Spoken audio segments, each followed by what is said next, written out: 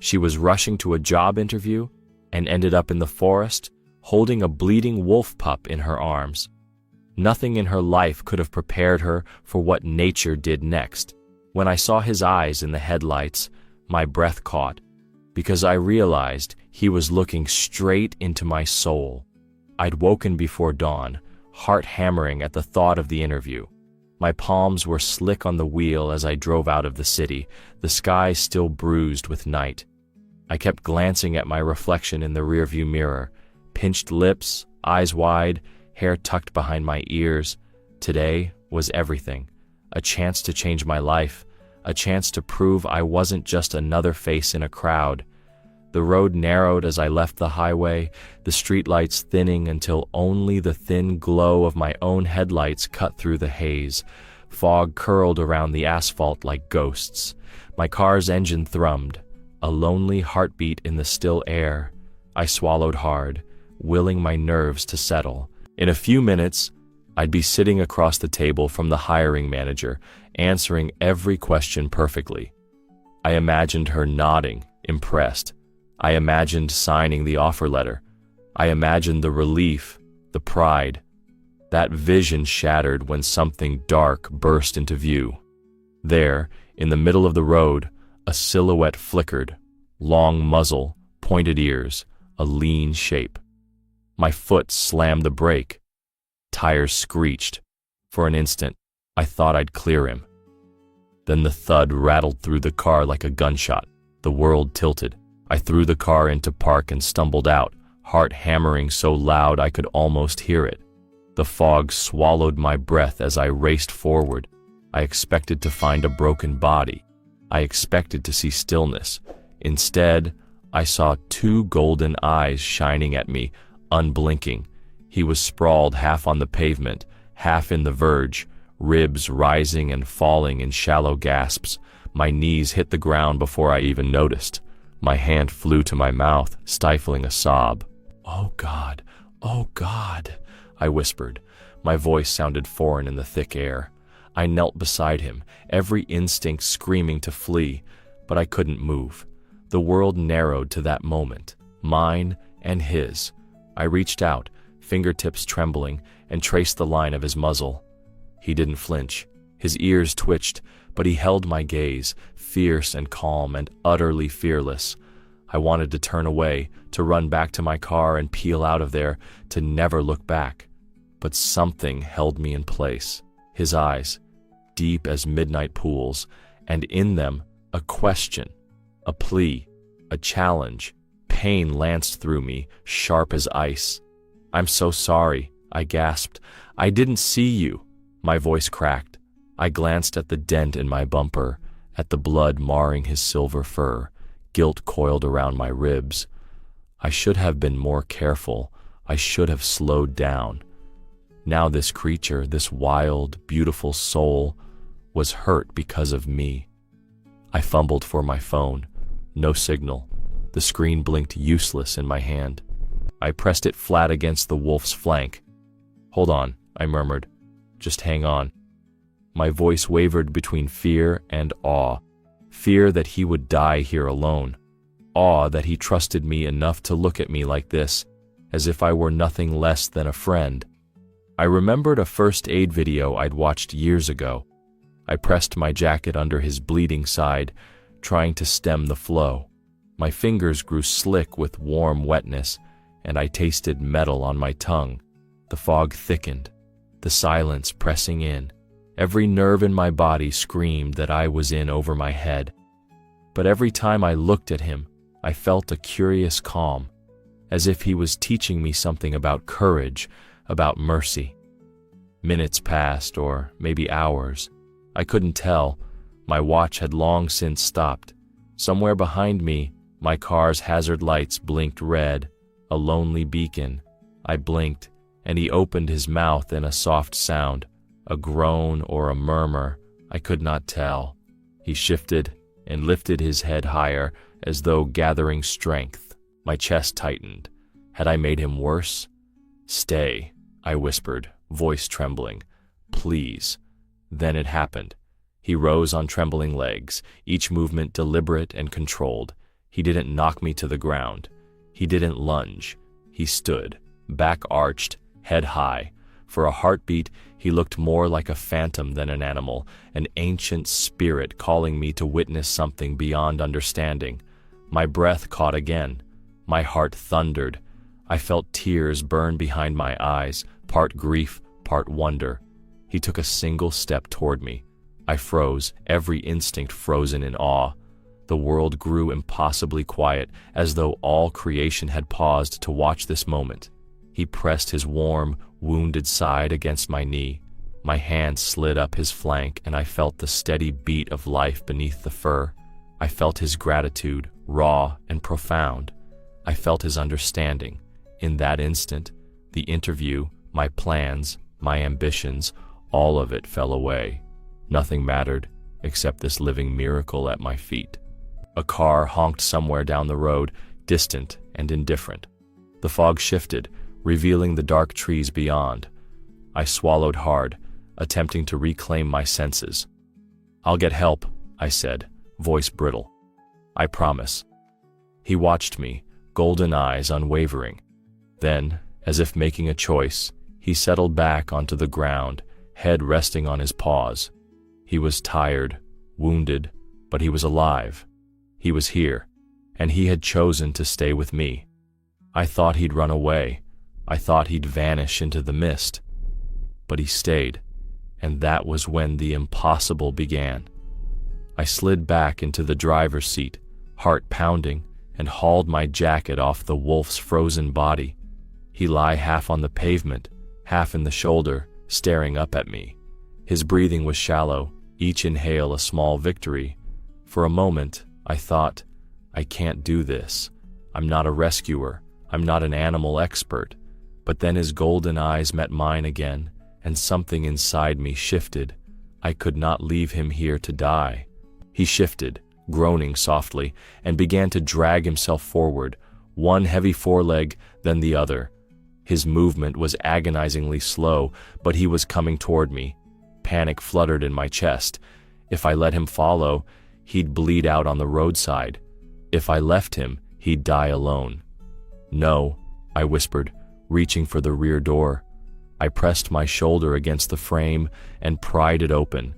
I debated for a fraction of a second whether this was insane, but when he lifted his head and watched me with that unspoken plea, I made my choice. With effort, I eased him into the back seat, folding the passenger seat forward to create space. He slid in as if trusting me completely, an unspoken pact between predator and stranger. I knelt beside him, pressing my jacket against the wound. His fur was slick with blood, but his eyes remained clear and focused. I could feel his trembling, but he did not struggle. Instead, he leaned into my hand, as though drawing strength from my presence. My hands shook as I closed the door. I climbed in beside him, slamming my own door and pulling my seatbelt across. I turned the key in the ignition, and the engine roared to life, startling both of us. My foot hovered over the brake for one breathless moment before I shifted into drive. The road back toward town stretched ahead, slick and winding. The whole way, I fought a torrent of conflicting emotions: horror that I had hit him in the first place, guilt for dragging him around in my car, fear that I would crash again if I lost focus, compassion that pressed like a weight on my chest, and beneath it all, a strange spark of awe that this wild creature was allowing me to transport him. Why? What did he want from me? I kept my voice low, talking to him as if he could understand. "I'm getting you help. A vet's open 20 miles down. Hold on, okay?" I reached toward his head, stroking his fur. He turned it slightly, resting his cheek against my palm. His eyes closed for a heartbeat, then opened, burning bright. I swallowed hard, a lump in my throat. "Why are you doing this?" My question hung in the air, half to him, half to myself. At a bend in the road, a pair of headlights flickered around the curve. I dipped my lights, and the vehicle slowed behind me, then passed. I felt exposed, as if everyone could see the wounded wolf in my back seat, could hear the rasp of his breathing, but I pressed on, unable to stop, unable to look back. My mind raced. What if I can't save him? What if he dies in my car? What if I'm arrested for harboring a wild animal? The knot in my stomach tightened. I glanced at him again. He was still. His side rose with each breath. I reached to close the window, afraid the wind would chill him.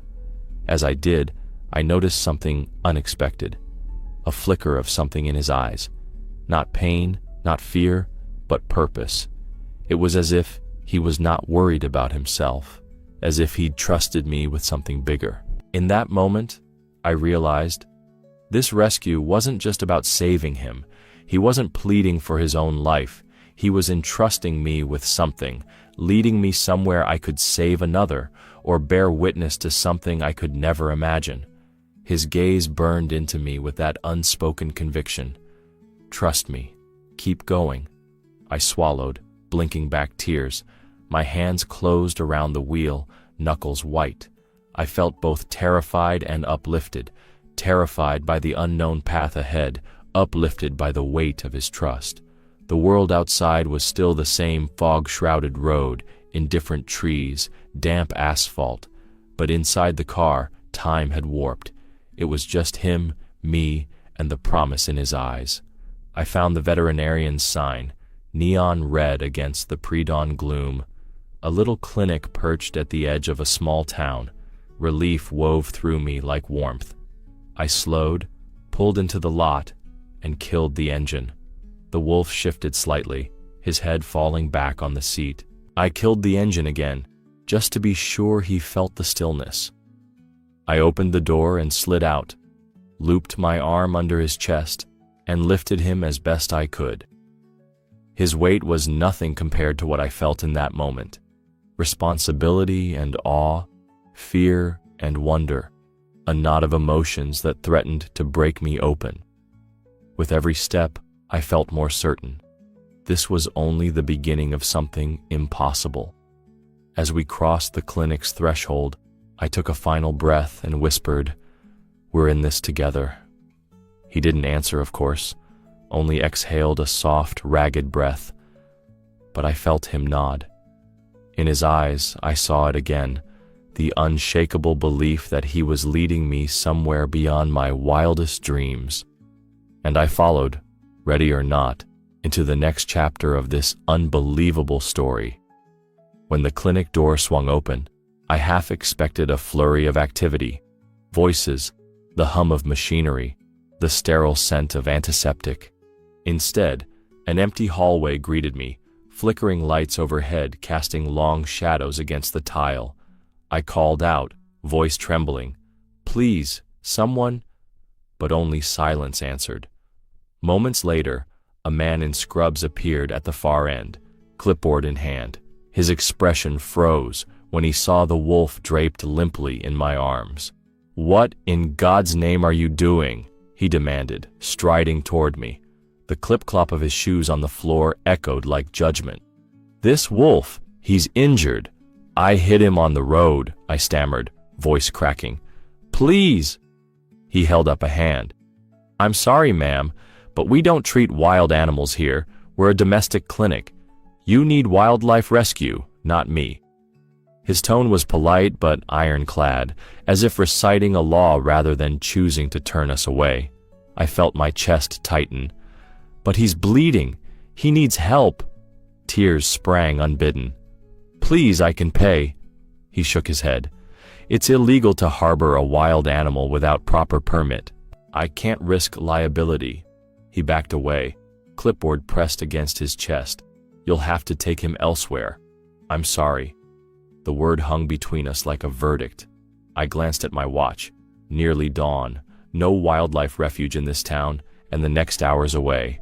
My mind spun. Leave him to die or stay with him alone. Desperation twisted in my gut. "Stay with me," I whispered, more to myself than to the vet. He gave me a pitying look, then disappeared into the back. I sank onto the dusty floor of the empty lobby, the wolf's weight heavy in my arms. his bloody side pressed against my forearm, warm in the cool morning air. Outside, the sky was turning pale pink, another sunrise indifferent to our plight. I rocked him gently, murmuring, "I'm here. I won't leave you." Minutes passed that felt like hours. The quiet pressed in so close I could hear my own heartbeat, and his, shallow but steady. I hadn't felt this alone in years. Even when I lived alone, my apartment had screens, voices, the hum of air conditioning. Here, in this dead clinic, only the wolf and me existed. When the doors locked behind the veterinarian's departing footsteps, the last sliver of hope flickered out. I stood and carried him through the back door into a small, overgrown courtyard.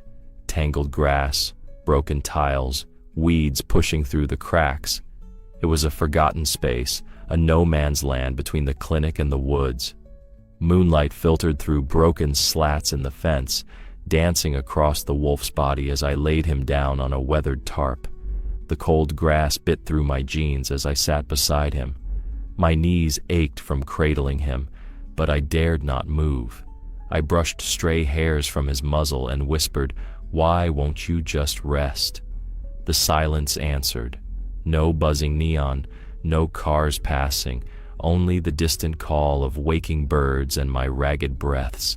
I stared at the sky, ink dark, streaked with violet, and felt a hollow ache. My interview, my plans, seemed obscene now, a meaningless trinket compared to life and death on this cold ground. I wondered how I'd explain this to anyone. Most would think I was insane, but I wasn't going to abandon him. Not here, not ever. Time slipped by. My eyelids grew heavy, and I rested my head against his flank, dozing fitfully. Every rustle in the brush made me start. Every distant scream of an owl edged my blood pressure higher. Fear and sorrow warred with awe in my chest. What had I done to deserve this encounter? How had my morning become a crucible of raw, fragile life? Then, without warning, his body shifted beneath me.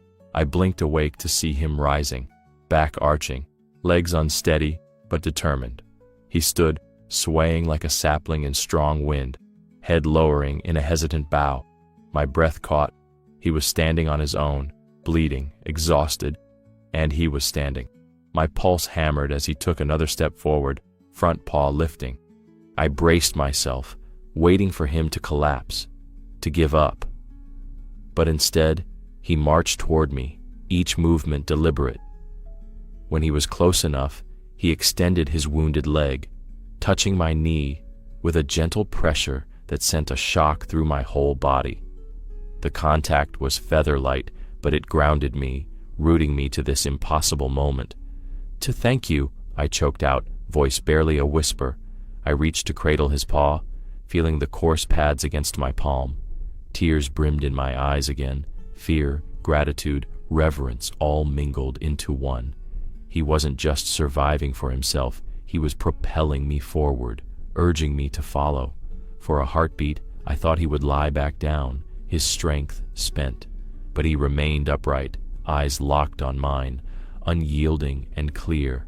I felt something shift deep within me, an unspoken vow to honor this gift, the gift of trust and the gift of wonder. I took a stumbling step forward, gathering the strength to stand myself. He moved with me, guiding me toward the fence that led back to the woods.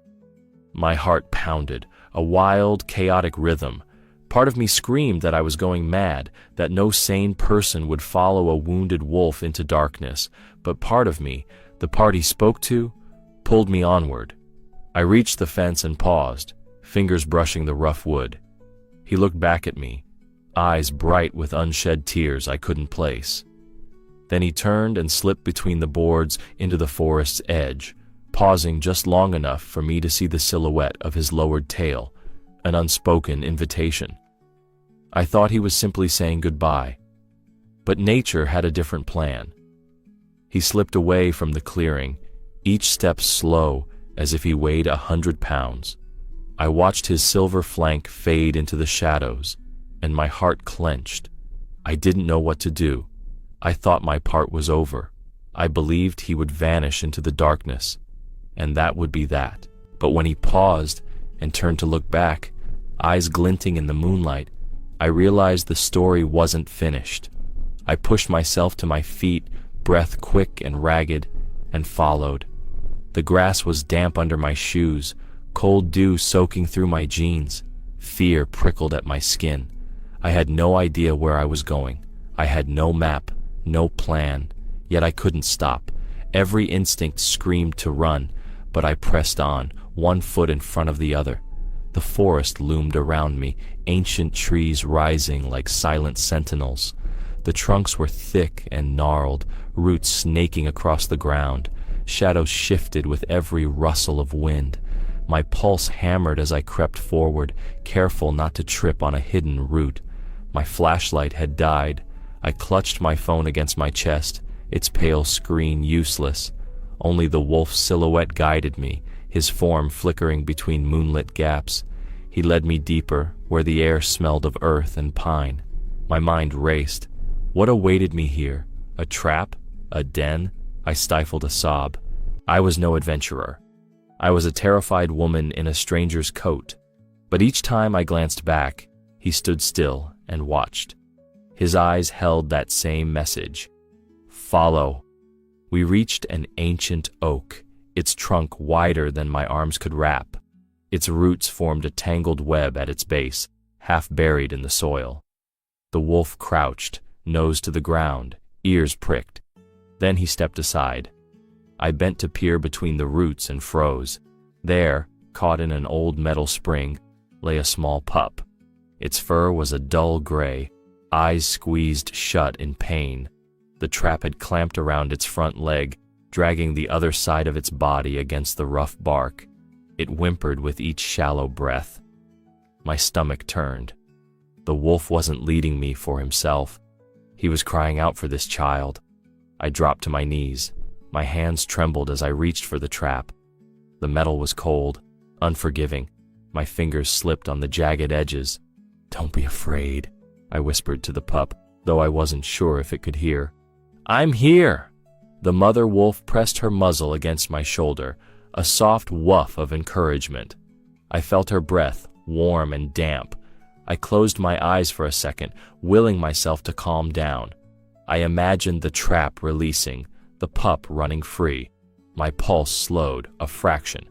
I pressed the leverage bar of my phone against the spring, working inch by inch to loosen it. The snapped metal rang through the forest like a bell. A final snap, and the trap flew open. The pup yelped, scrambling backward, body quivering. I reached out and cradled him, brushing fur away from the wound. It was bleeding. I wrapped my scarf gently around his leg, knotting it tight enough to slow the flow. My cheeks burned with tears, gratitude, horror, awe.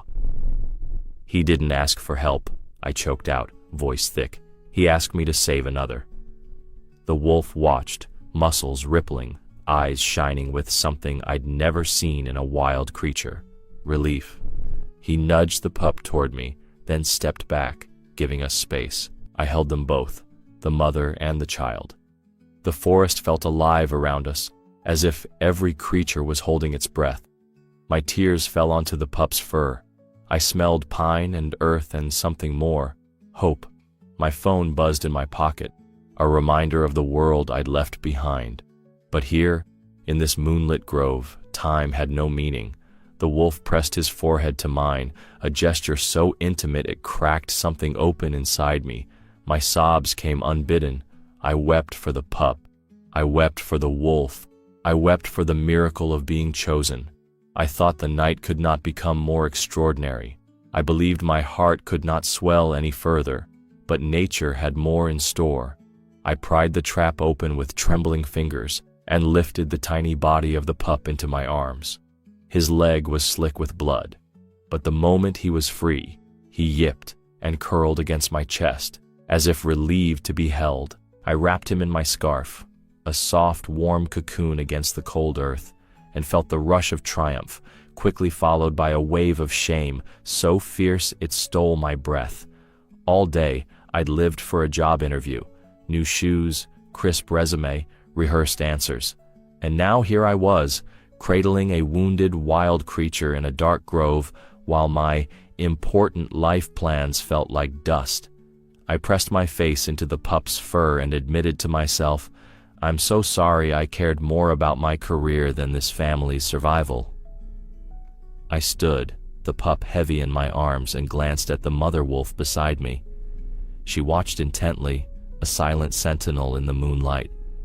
My heart hammered at the thought. What was I doing, this close to a wild animal and her child? Danger lurked in every shadow. I stepped backward, nearly stumbling over a root, and the wolf padded after me, her presence both comforting and terrifying. I thought we were finished, that my task was merely to free her pup, but nature had other plans. The forest seemed to lean in, expectant, alive with the soft chorus of night creatures. The pup whimpered in my arms, hungry, scared, trusting me completely. I wrapped him tighter in the blanket, tears stinging my eyes. I don't know how to save you, I whispered, voice cracking. I don't even know how to save myself. My shame burned hotter than the night air. I'd spent years chasing promotions and climbing ladders, convinced that's what mattered. Now, here in this grove, I realized that those ambitions were hollow compared to the pulse of real life beneath my fingers. My breaths came in ragged sobs as the wolf watched, her head low, eyes steady. Then, from the edge of the clearing, another shape emerged. My breath caught. At first I thought the shadows played tricks, but no, there she was, the pup's mother, larger and stronger, stepping forward through the underbrush. My chest tightened so much I feared I'd suffocate. Oh God, I whispered, pressing the pup closer. Don't let her see me as a threat. The wolf mother halted just outside the ring of moonlight. She didn't growl. She didn't bare her teeth. She just watched, silent and still, her gaze shifting between me and her pup. My heart pounded in my throat. I wanted to run, but I couldn't move. Fear and wonder tangled in my chest. Suddenly, the mother took a few careful steps forward. My breath froze. She stopped right beside me, her body towering over my crouched form. My mind raced. This could end in tragedy. This could end with me bleeding. Or worse. Every survival instinct screamed to back away, to drop the pup and bolt. But the pup's soft whimper held me in place. Then she did something I never expected. With deliberate gentleness, she lowered her head and licked the pup's injured paw, right there in my arms. Her tongue was warm and rough against the wound. My breath hitched. I realized she trusted me enough to let me hold her baby while she tended him. My tears spilled over, hot and sudden. I wept for the pup's pain, for the wolf's trust, for my own stunned heart. I couldn't speak. I could only cradle the pup, feeling his ragged breaths, feeling the mother's presence like a thread weaving us together. The forest held its breath with us. In that moment, I felt every ambition I'd ever chased dissolve into something more essential. The bond between living beings, fragile yet unbreakable. She finished licking the pup, then lifted her head and gazed into my eyes. There was no anger, no reproach, only quiet acknowledgement, a fellowship born of shared struggle. My tears blurred my vision, but I stood taller under her gaze, as if she'd passed something ancient and luminous directly into my soul. I wrapped the pup tighter in my scarf, and the mother nudged us both with her muzzle, guiding me back toward the path. I followed, every step weighted with new purpose. I didn't know where we were going or what would come next, but I no longer felt alone. I thought I was just a woman on her way to a job interview. Instead, I'd become the keeper of a miracle no office could contain. As we moved through the trees, I whispered, "Thank you. Not just for saving this little life, but for opening my eyes to what matters most." They vanished into the trees as silently as they'd appeared. Mother, pup, and the lone wolf who had led me here, 3 shadows slipping between ancient trunks. My legs trembled, rooted to the leaf-strewn ground. I watched until the last flash of silver fur disappeared into the dark. Then I realized I was utterly alone. The forest was impossibly still, no rustle of leaves, no distant hoot of an owl, only my ragged breathing and the soft drum of my heart. The moonlight slanted through the branches, painting ghostly shapes on the forest floor. My hands still gripped the scarf where I'd wrapped the pup. It lay empty and still in my arms, as if it had never been. I sank to my knees, the cold earth seeping through my jeans. I pressed my palms into the damp soil and closed my eyes, trying to anchor myself in reality. Was it real? Had I really freed a trapped pup and watched its family vanish into the night? Had I really held a wild creature in my arms and felt its mother's tongue on its wound? Tears slid down my cheeks, hot and unbidden.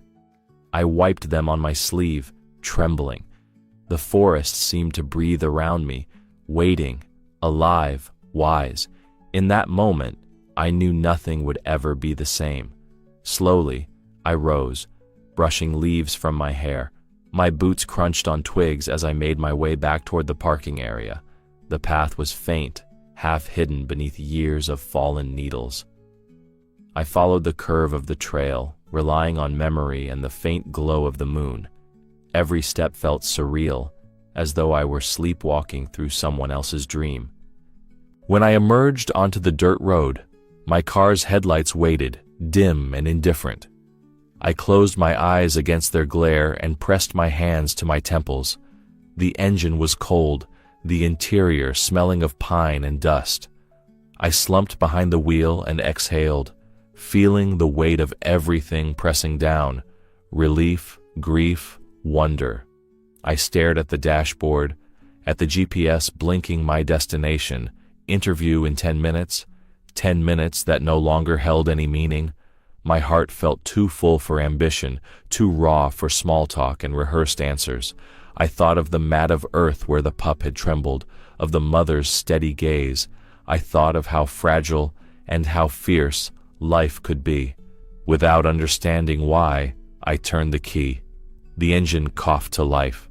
I backed out of the lot and onto the road, headlights cutting through the mist. My hands were steady on the wheel, but my mind drifted, replaying every detail of the night. The way the lone wolf had touched my knee, the soft whine of the trapped pup, the tender lick of its mother. I drove home as though in a trance. Town lights appeared, then vanished, then appeared again. The houses looked the same, but I felt like a stranger returning to a former life. My street came into view, sleepy and silent. I parked in my driveway, sat for a long moment, and turned off the engine. Inside my house, everything was unchanged. The piled mail on the table, the coffee mug in the sink, the neatly folded dress I'd chosen for the interview lay on my bed. I stared at it and realized I could never wear it again. My priorities had shifted beyond my control. I crept through the dark hallway, barefoot on cold wood floors. I slipped into my bedroom and shut the door.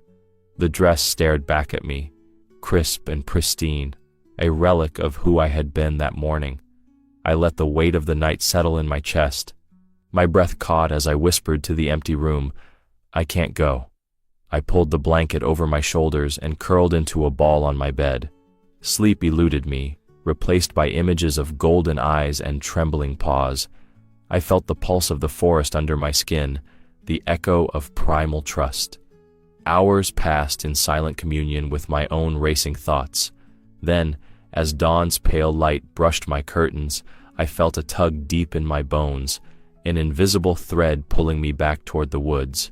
My phone buzzed on the nightstand, a reminder of my interview, scheduled for 8:30. I reached for it, heart pounding, and stared at the screen. I closed my eyes and remembered the forest's hush, the wolf's steady gaze. I remembered the pup's trusting whimper. I realized that my life's direction had changed forever under the canopy of ancient trees. I no longer needed a corner office. I needed to follow that thread. I thought it was over, that I'd done enough, felt enough, been changed enough. I thought my story ended with the wolves disappearing into the night. But at first light on this impossible morning, I knew I had to go back. Something was calling me, deeper than fear or reason, into a world I'd only just glimpsed. I thought it was the end. But at dawn, I drove back, because I had to see it through. When I turned off the engine at the edge of the forest, dawn was just a pale promise on the horizon. My fingers shook as I opened the door and stepped onto the dew-slick ground, the damp earth smelling of moss and possibility. I gripped the scarf, still stained with mud and flecks of blood, from the back seat and slung it around my neck like a talisman. I'd never felt so alive, or so unmoored. The trees loomed, silent sentinels watching me. I swallowed hard, steeling myself. The path I had staggered through the night before was gone under fresh light. No broken branches, no footprints, no sign of wolf or pup. My heart thudded in my ribs as I scanned the undergrowth. I remembered the gnarled oak, its roots like monstrous veins. I remembered cradling that trembling pup beneath its canopy. But here, in the unblinking dawn, there was only forest floor, undisturbed, unmarked, eternal. I followed where I thought the path had led, stepping carefully between ferns and saplings. My boots sank into soft moss, my eyes darted to every shadow, every rock, as if the ground itself might betray a clue, but nothing shifted. No rustle of small paws, no low growl, no imprint in the mud, only birdsong, bright and blithe, mocking my search. I climbed a low rise, chest tight, and peered back down. The road I had driven in on was barely visible through the trees, a thin gray ribbon. I forced myself onward, deeper. My mind raced. Had I led the wolves here? Had I imagined the whole night? My pulse hammered. Doubt coiled around my thoughts like a serpent. At last, I reached the spot where I was sure the oak had stood. I pressed my hand to the ground, feeling the cool dampness seep into my palm. I closed my eyes, picturing its massive trunk, its shelter-shaped roots. But when I opened them again, all I saw was a gentle incline, soft with new growth, no gnarled bark, no twisted roots, nothing to mark where a miracle had unfolded. Panic squeezed my chest. I scrambled forward, pushing aside low branches, searching for any sign. An uprooted stump, a shallow hole, a tuft of silver fur. My breaths came in ragged gasps. I thought, this is a dream. It must be. A fevered hallucination born of adrenaline and guilt. Yet the scarf around my neck remained damp and heavy. The back seat of my car still held the muddy blanket I'd wrapped around the pup. Why was that there? Why was there dried blood on my palm when I wiped it earlier? If this was a dream, why did my heart still ache from his trusting eyes? I pressed my forehead against a tree's smooth bark and closed my eyes. My pulse slowed in the silence. Memory flooded back. His warm body weighted in my arms, the mother's tongue on his wound, the 3 wolves slipping into the darkness. My tears fell onto the bark, each drop a testament. This had happened. It had to have happened. I backed away and tried to retrace my steps from the night before. The curve of the trail, the way the moonlight hit a mossy log, the broken bit of fence that led into the clearing. But in daylight, those markers vanished into any number of similar shapes. Panic bled into despair. My legs gave out, and I sank onto the soft earth, mind spinning. I looked at my hands, still stained faintly with mud and something darker. My fingers trembled as I flexed them. I pressed my scarf tighter to my throat. If this was a dream, I whispered to the dawn, voice cracking. Then, why is there a dirty blanket in my car? Why is there blood on me? My words seemed to echo back from the trees. A breeze stirred the leaves, and for a moment, I thought I heard a soft whine. I froze, head whipping around. The forest held its breath. My heart thundered. But when the breeze died, there was only the brush of leaves, No flash of silver, no echo of pause. I stood, knees rubbery, and pressed onward up the slope. The incline grew steeper than I remembered, almost vertical, roots exposed like ribs. I tried to climb, but my foot slipped in the damp soil and I slid back down, mud splattering my jeans. My palms scraped against roots, splintering them. The pain was sharp and real. A dream would not bruise my hands like this. Defeat crashed over me.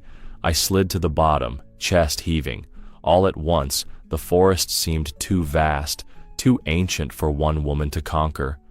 Doubt roared that I had invented every moment, every miracle.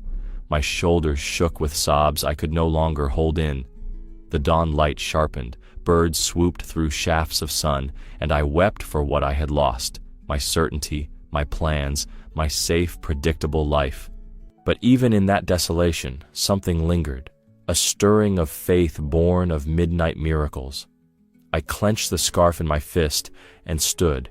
My body was bruised, my confidence shattered, but my spirit still burned. I had seen the impossible. I had held it. And though nature had hidden its secrets by daylight, I knew I would return. I would search every root and gnarled trunk until I found that clearing again.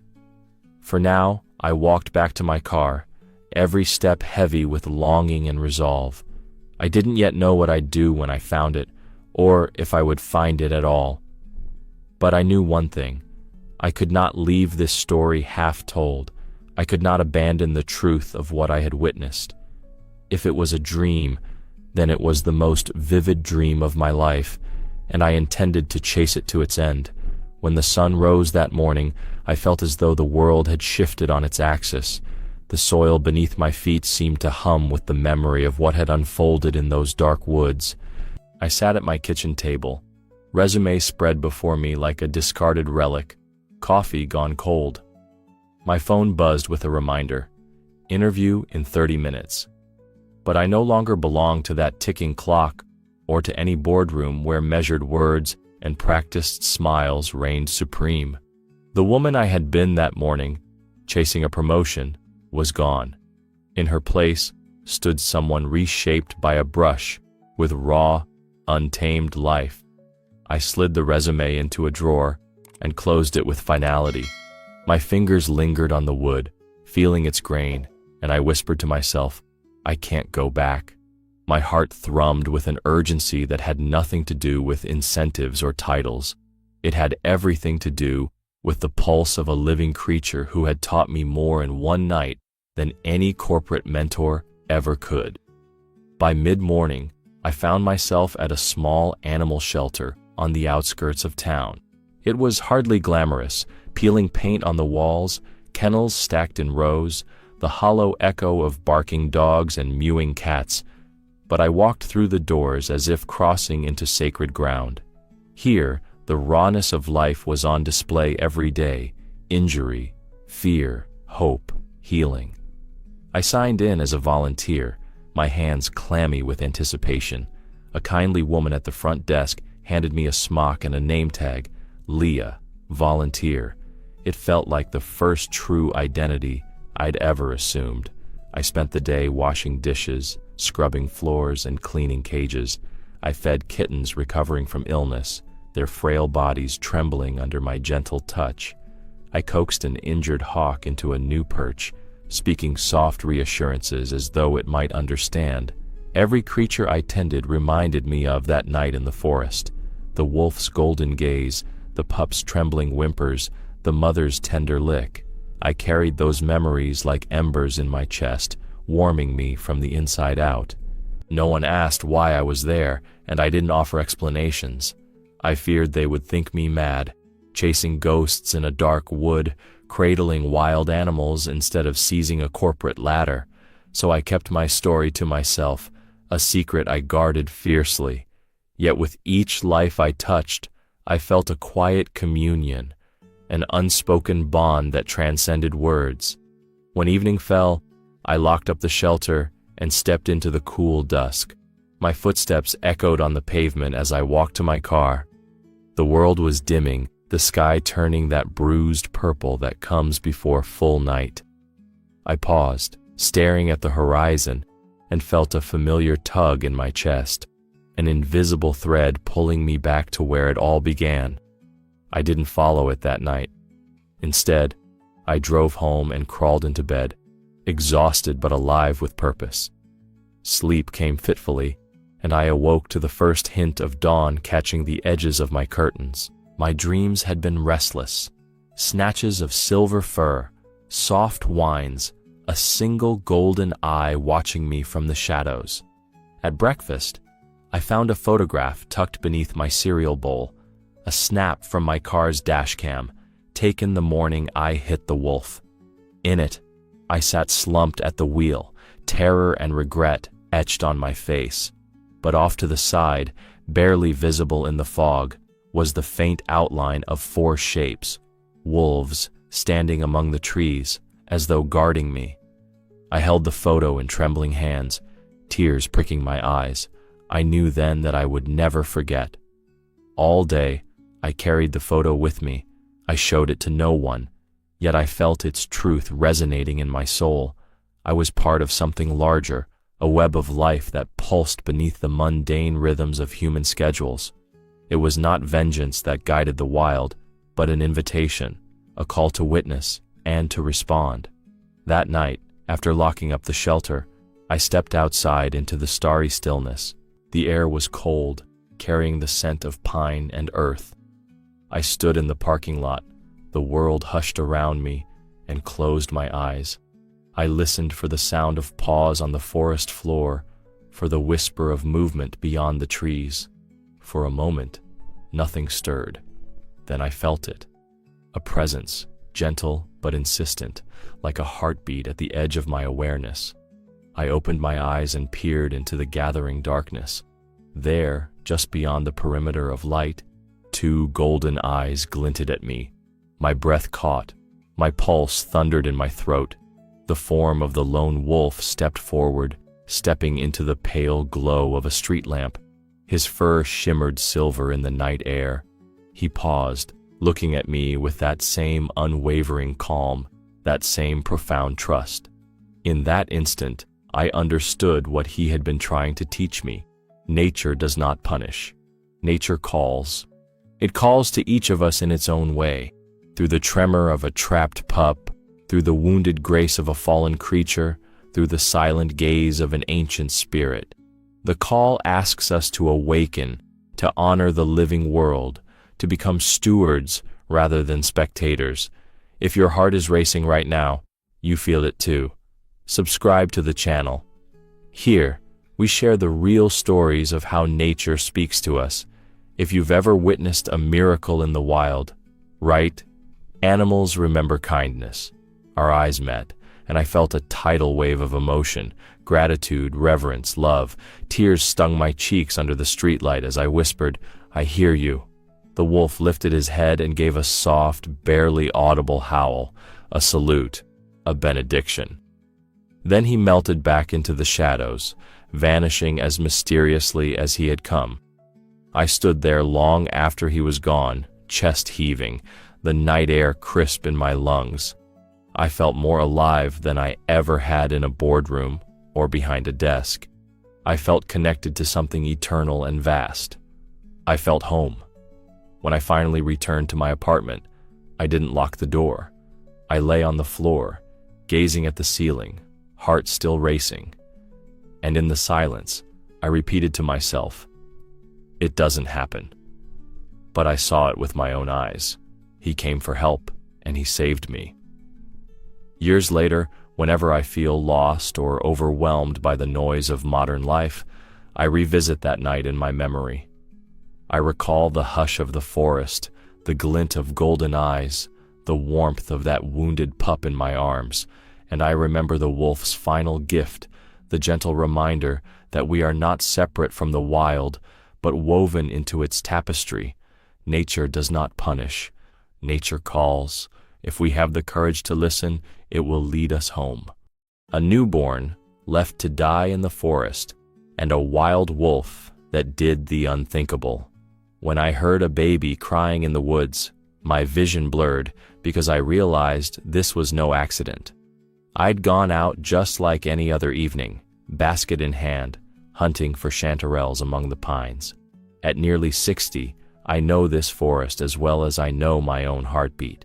Every rustle, every sigh of wind, every snapping twig. But that cry, sharp, desperate, cut through the dusk like a blade. My heart stopped, and for a split second I wasn't sure if I had imagined it. Fear and disbelief clashed inside me. A baby? In these remote woods? It couldn't be. I froze, listening again. The crying came in ragged bursts, as if the infant was gasping for breath. My old instincts kicked in. Get closer, but stay hidden. I moved forward on familiar ground, treading quietly over moss and fallen needles. My palms sweat against the handle of my knife, though I doubted I'd ever need it for what waited ahead. Then I saw it. Nestled in a tangle of ferns, a tiny bundle wrapped in a thin, faded blanket. The crying paused as I knelt, my breath catching in my throat. The baby's skin was cold, pale under the pale blanket, but the cry resumed the moment I scooped him into my arms. He trembled against my chest, transparent whimpers that shot through me like ice. I scanned the clearing. There were footprints, slender, woman's footprints, leading deeper into the trees, then vanishing into undergrowth. A single tuft of dark hair lay caught on a bramble. No sign of anyone else. The woods were silent again, save for the soft patter of his sobs and the distant call of a barred owl settling for the night. My throat burned. I wanted to run back to my truck, dial for help, bring paramedics, child protective services, anything. But a shiver crawled down my spine. I wasn't alone. I felt eyes on me, something in the shadows behind the birches. Not human eyes, wild eyes. I hunched over the baby, shielding him with my body. My pulse hammered so loud I was sure he could hear it. I whispered, "It's okay, little one. I've got you." The moment the words left my lips, a low growl rolled through the trees. I jerked my head up. Between two trunks I caught a glimpse of fur, a gray shape the size of a large dog, but its gait was too graceful, too deliberate. My breath hitched, my fear warred with awe. This wolf, because it had to be a wolf, stood just out of reach of the moonlight. Its pale eyes shone with intelligence, and I felt it studying me as keenly as I studied it. My knife felt meaningless in my pocket. It tilted its head, as if questioning my right to hold this child. Then it gave a single, soft woof, like an exhalation of air, and stepped closer. My muscles locked. I expected it to lunge, but instead it lowered its head and sniffed the ground at my feet. Its muzzle brushed a patch of disturbed earth, as though it recognized the scent of the mother who'd fled. I looked back at the baby. He stared at me with bright, astonished eyes too big for his face. I realized I was shaking. Tears stung behind my eyelids. How had a newborn ended up here? Who would do such a thing? And why had the wolf come to this clearing at this very moment? Once again, the wolf glanced at me, then at the baby. A moment stretched, an eternity of shared uncertainty. And then the wolf stepped back, sitting on its haunches as if to say, "I will guard." I felt an almost physical weight lift from my chest. The baby settled against me, hiccuping once, then quieted. I rose to my feet. The baby cradled against my chest. The wolf rose too, pacing just beyond the circle of my lantern's glow. My rational mind screamed to retreat, to call for help, but my body stayed rooted. I felt an unspoken pact form between us. I would protect this child, and the wolf would ensure no harm came to us before dawn. I swallowed hard and started toward the path out, pausing to look back. The wolf watched me go, tail low but unthreatening, eyes glowing in the gloom. I felt I should say thank you. In that moment, I believed it understood. The path was narrow, winding through ancient trunks that loomed like silent sentinels. Every snap of a twig brought me to a standstill. But I kept going, guided by the soft rustle of leaves under my boots. With every step, I felt the wolf's gaze at my back, steadfast and unwavering. Finally, after what felt like hours but was only minutes, I burst from the tree line into the clearing where my truck was parked. The engine sat cold in the gathering darkness. I set the baby gently on the passenger seat, wrapping him tighter in my coat. Then I reached for my phone. "I've got a baby," I whispered into the dial tone, my voice trembling. "And I know something miraculous just happened." I thought I'd just call for help, and that would be the end of it. When I ended the call, and thought help was on the way, the wolf stepped into the lantern's glow. He was larger than I'd first realized, his coat a rippling silver in the dim light. I clutched the baby tighter, every muscle coiled, ready to fend him off. My knife felt suddenly inadequate in my pocket, yet he didn't growl or snarl. He simply stood, unmoving, and fixed me with that unblinking gaze. He wasn't looking at the baby, he was looking at me, as if testing which of us posed the greater threat. My heart thundered. I could almost feel his judgment weighing me, pack animal versus lone human. For a heartbeat, I considered fleeing, abandoning the child in the cab, but the wolf's eyes held me in place. Then he turned and padded away, slow and deliberate. 10 paces later, he stopped and glanced back, tail low, ears tilted forward, as if beckoning me to follow. Each time I paused, he would pause. Each time I took a step, he took one, vanishing into the thicket only to reappear at the next break in the trees. My skin crawled with fear and awe. "Follow," he seemed to say. "Trust me." I swallowed hard. My rational mind screamed that this was madness. Wild wolves don't guide humans. They kill or flee. But here he was, offering guidance.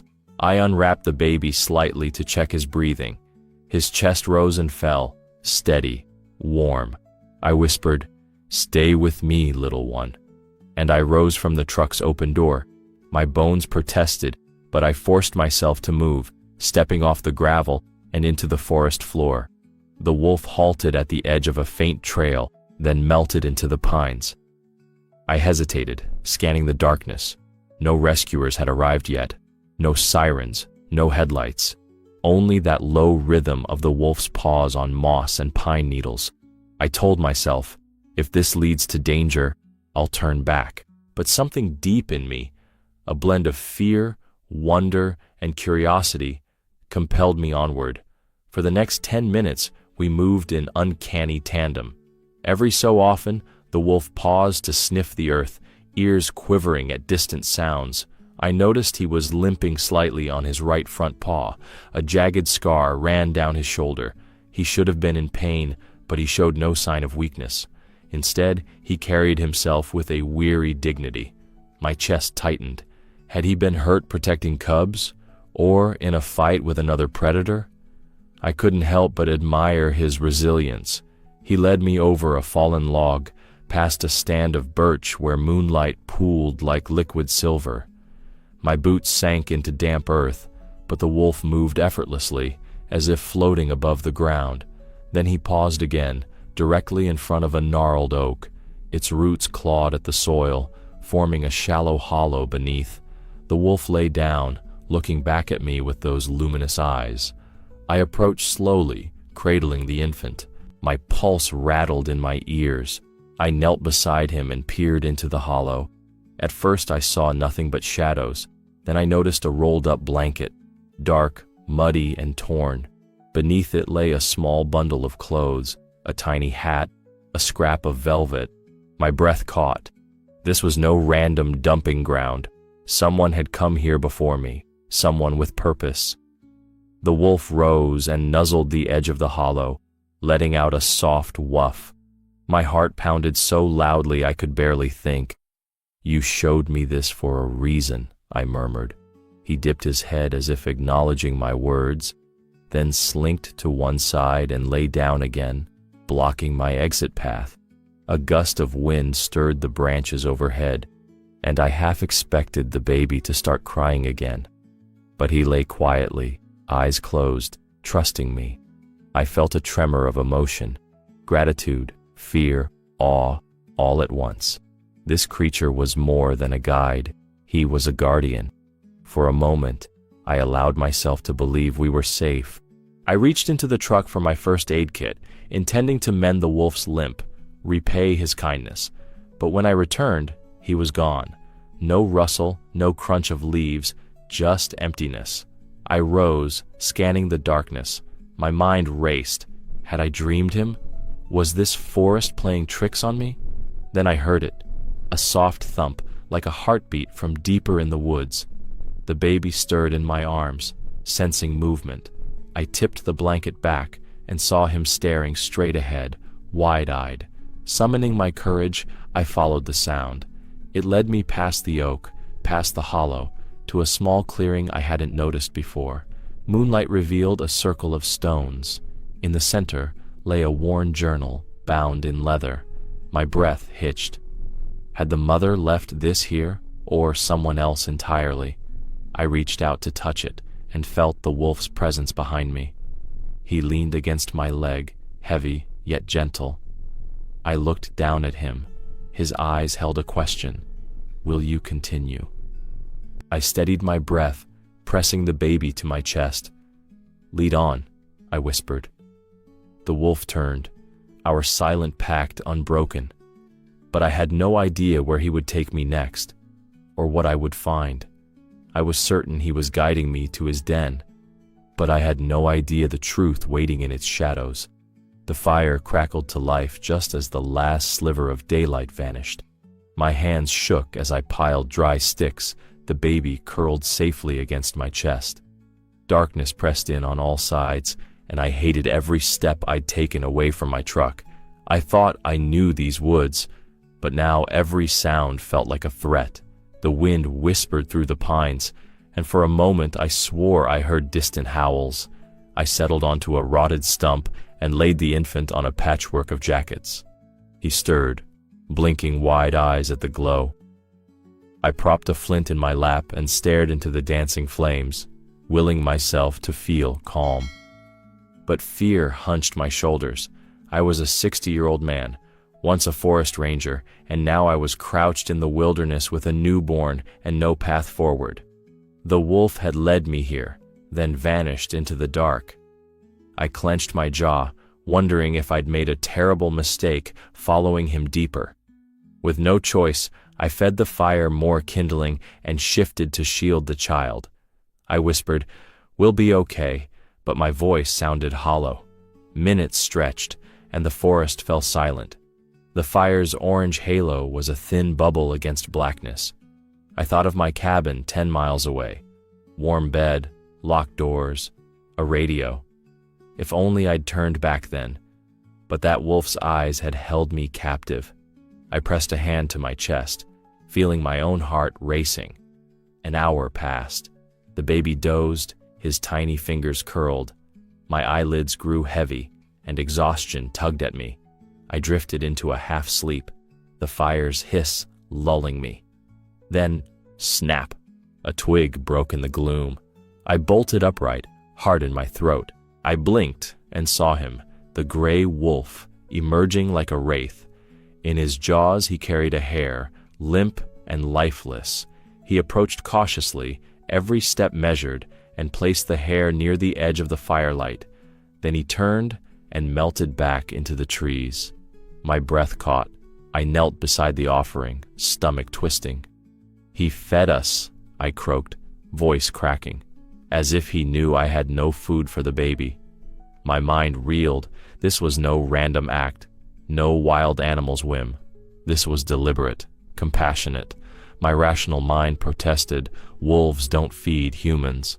But here it was, the proof at my feet. I picked up a small piece of rabbit meat and passed it through my fingers. I remembered ancient tales, the ones I'd scoffed at, of wolves raising lost children, of forest spirits in fur coats guiding the helpless to safety. Those were bedtime stories. Yet on the moss, I held the veneer of myth in my hand. Guilt twisted me. I should fetch help, get real food, then return to this clearing. But I looked at the wolf's gift and realized I couldn't leave, couldn't risk losing his guidance.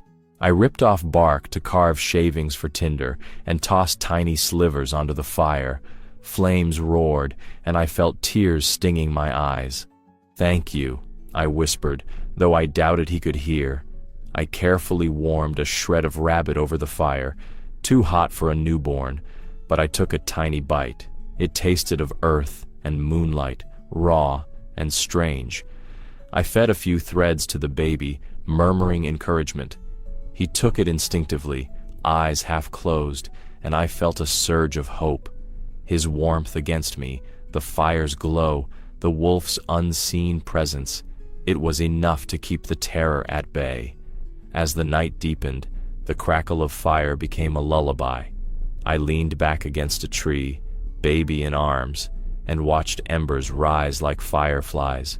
I thought of home, of my wife's gentle laugh, of grandchildren I'd never met. All of that seemed distant now, replaced by this primal bond. Man, child, wolf, earth. Sleep claimed me in fits, the baby's soft breathing a counterpoint to my restless dreams. In one vision, I saw the wolf standing tall on a hill, moonbeams entwined in his fur, beckoning me onward. In another, I saw the mother's face, haunted, desperate, fading into mist. When I woke, the moon had shifted pale against the sky. The fire had burned low, embers glowing like red eyes. I stirred the ashes, collecting warmth for another hour. The baby was calm, already suckling gently when I offered my coat as pillow. I glanced into the forest. No movement, no sound, just silence, thicker than the night before. I closed my eyes and prayed for dawn. My mind raced ahead, rescuers arriving, a hospital, explanations, questions. But I knew this wasn't the end. It never had been. I shook off the last of my exhaustion and gathered myself. "In the morning, we find help," I promised. Yet my heart pounded, not with fear now, but anticipation. What had begun as an impossible rescue would reveal truths I could not yet imagine. I was certain morning would change everything. But nature had something far greater in store for us. I woke to a low, rolling growl.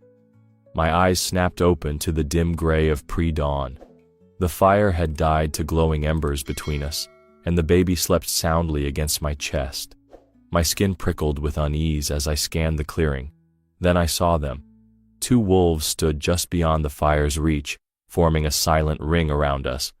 Their coats were darker than the lone wolf's silver, deep charcoal flecked with steel, and their eyes glowed with fierce intelligence. One flared his jaws at a rustling in the underbrush, a lynx, curious and hungry, edging toward our meager warmth. The lynx froze, then turned to slink away.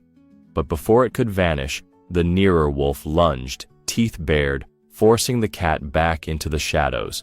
The intruder vanished with a final snarl, and the 2 wolves resumed their quiet vigil. My heart thundered so loudly, I feared the baby would wake. I pressed him tighter, marveling at the scene. I realized then, they weren't just leaving us alone. They were protecting us. Not a single hair on that lynx had dared break the circle. My breath caught. "We're under their guard," I whispered, voice trembling. "They're not just not attacking, they're defending us." I sat up slowly, careful not to startle the wolves. The firelight flickered across their stern profiles. One wolf, his fur mottled with scars, locked eyes with me. I felt his gaze pierce every layer of my being. In that moment, I understood something profound. This wasn't a random act of survival. This was a pact, a promise from the wild itself. I thought back on the countless mornings I'd patrolled these woods, scaring off poachers, tracking wounded animals, healing injured birds. I prided myself on knowing this land, but now I was a foreigner in my own domain, humbled by its true masters. I swallowed hard, feeling tears well up. "Thank you," I breathed. but no human should hear, only them. The baby stirred, and I pressed my palm against his back. He yawned, tiny fist curling around my finger. I glanced to my protectors. They relaxed, tails low but unmoving, yet remained between us and the forest's edge. It was as though they stood watch every heartbeat of the world. I remembered old lore, wolves as guardians of the lost, guides for the bewildered. I dismissed these tales as superstition. Now, I felt their truth in my bones. The wolf at my front nudged a stray ember toward me, as if saying, "Keep the flame alive." I gathered a few twigs and relit the fire, its glow warming my chilled limbs. Dawn's pale light seeped through branches, and the forest woke with birdsong. I dared to lower my guard, checking on the wolves. They sat like sentinels. One lifted his head and howled, a long, mournful note that echoed between trees. The other joined for a second before silence fell again, broken only by the crackle of the fire. "That's your signal," I murmured to the baby. He blinked sleepy eyes at me and cooed. I smiled through tears. I had planned to call for help at first light, but I hesitated. What would rescuers make of this scene?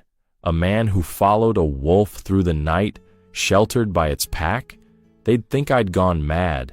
Yet I felt sure these wolves meant no harm. They had watched over us when I could scarce protect myself. My logic argued, fetch help, explain, return, but my heart whispered, stay and learn what this story truly is. I rose, folding my jacket into a makeshift pillow for the baby. The wolves did not move. I took a cautious step toward the edge of the clearing, then looked back. They met my gaze in unison, steady, unwavering. "I won't forget you," I promised. I bent to scoop up the baby and cradle him to my shoulder. My legs shook as I prepared to leave the clearing. "We should go," I whispered, tears dampening his forehead. The wolves stood and parted just enough for me to pass. Their bodies formed a living corridor, guiding me toward the path I'd taken in. I paused at the tree line. The silver wolf I'd first followed emerged from the shadows, eyes gleaming.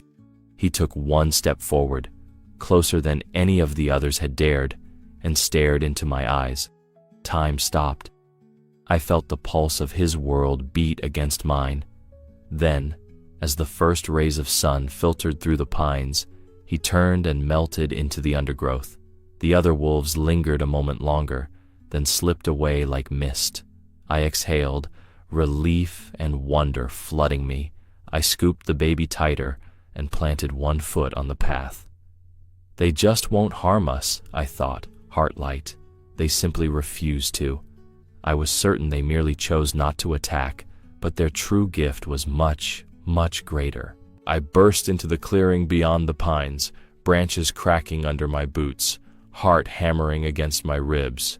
A cluster of rescuers, flashlights bobbing, radios crackling, froze as I stumbled into their circle of light. I pressed the baby to my chest and shouted, "Over here! I've got the child!" Their faces blurred into urgency and relief, and I let out a shaky breath, believing I was safe at last. They moved toward me in unison, voices calling for medical aid, for fire crews, for backup. I felt the baby stir, soft whimpers against my coat, and I eased him upward, murmuring reassurance. A paramedic knelt beside me, gloved hands gentle as they took the infant. I reached to let go, expecting him to vanish into their arms, our peril finally over.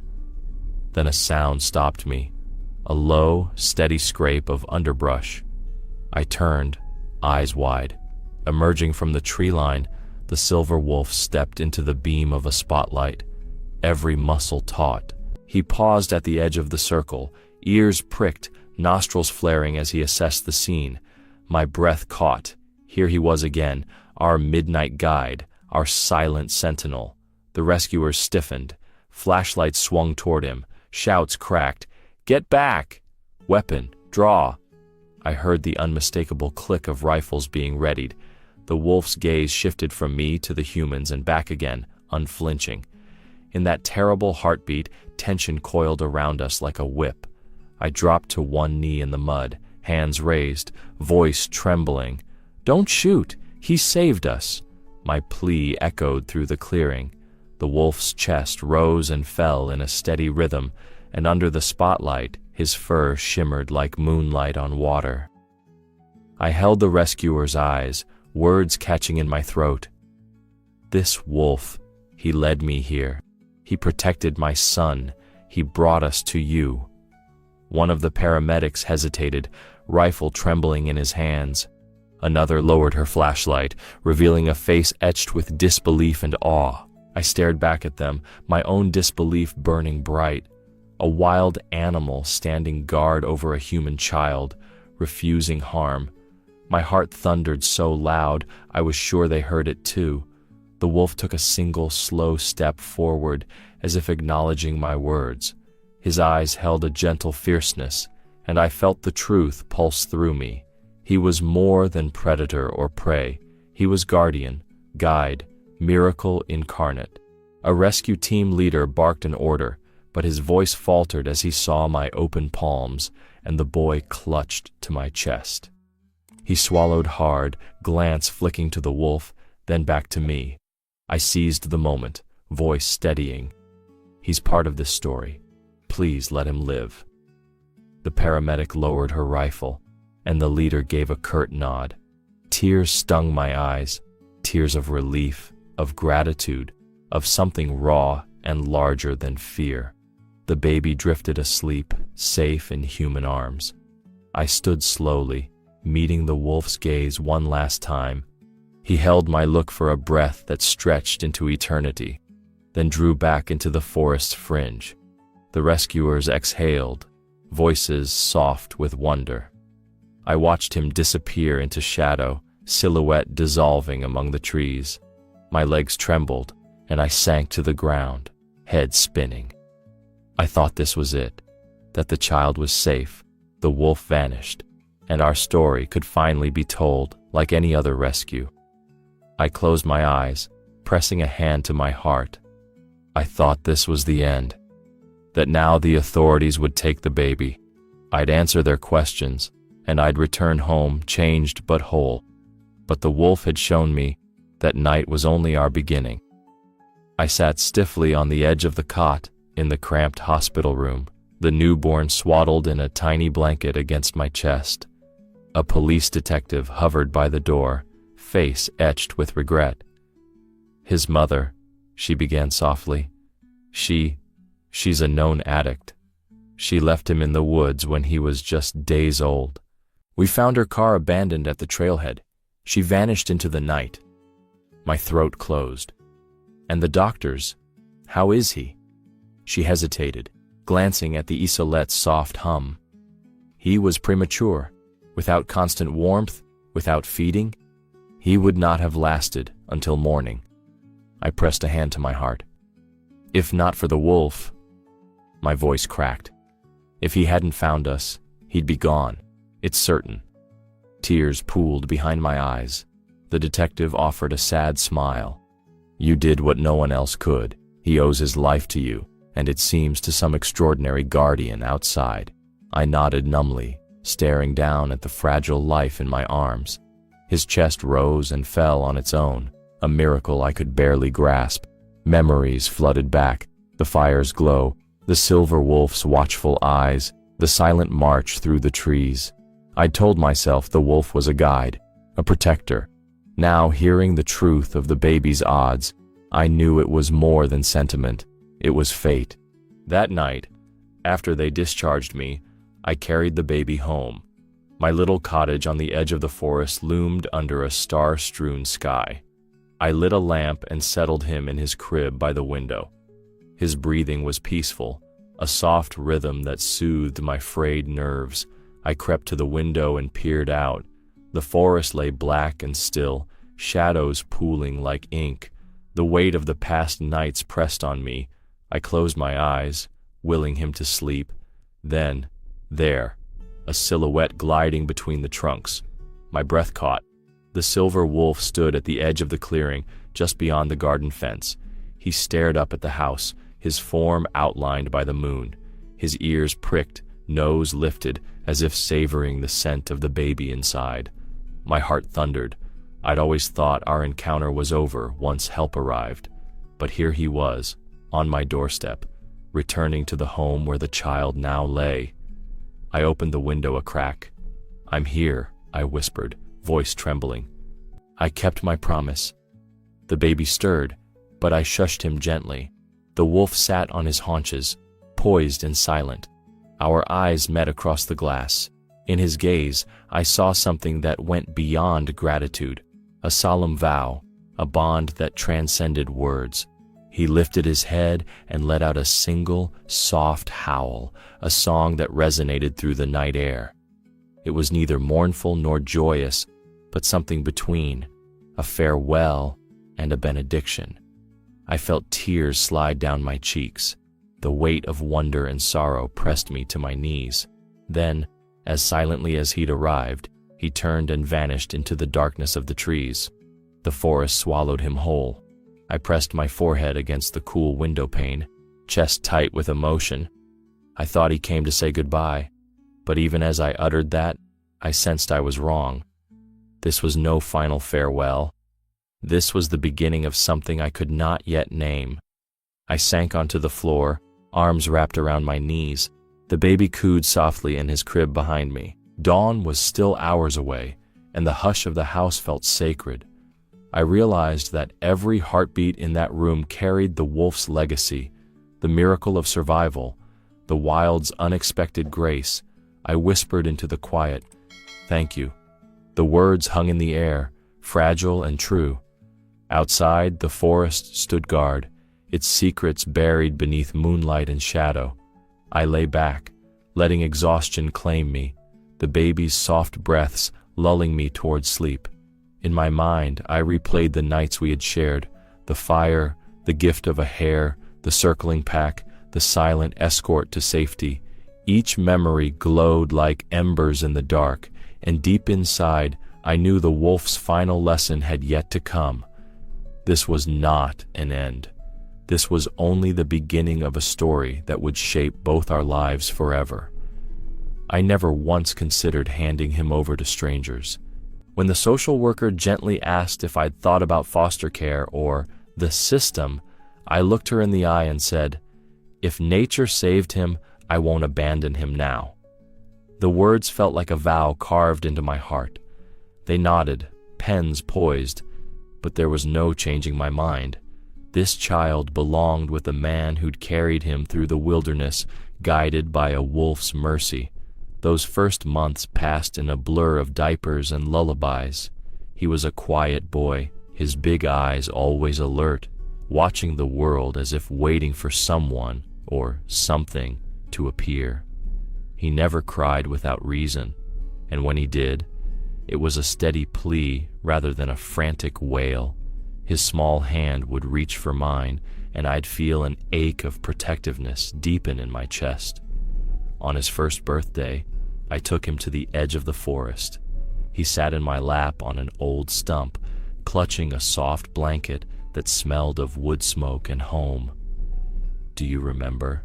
I whispered. He breathed in the pine-scented air and pressed his cheek to my shoulder, as if recalling dreams he'd never shared aloud. As he grew into toddling steps, his fascination with the trees became clear. Whenever we passed the path that led to my cabin, he'd stop, look back over his shoulder, and reach out his hand, silent but insistent. I'd scoop him up and carry him forward, heart torn between relief and longing. Every time he saw the darkening tree line, his eyes brightened. One afternoon, I lost sight of him for just a moment. Panic stabbed through me as I called his name, breath ragged. I found him at the edge of the woods, crouched in a patch of ferns, examining something in his tiny fist. My stomach sank. Had he wandered too far? But when I knelt beside him, he held out a strip of gray fur, soft as silk. "Look, Papa," he said in his quiet voice. He ran a finger along the edge, and I recognized it instantly. the same silvery pelt that glowed like moonlight on the wolf's back. My throat tightened. He gazed up at the forest, clutching the fur to his chest. His eyes brimmed with wonder and trust. He watched over me, I whispered, recalling that first night by the fire. He covered you with his coat when you were cold. Tears blurred my vision as I realized the boy understood something I still struggled to believe, that the wild had become his family. He looked at me with such certainty, as if he knew the forest held his origins. It was more than a child's imagination. It was the echo of a bond forged under stars and guarded by silent paws.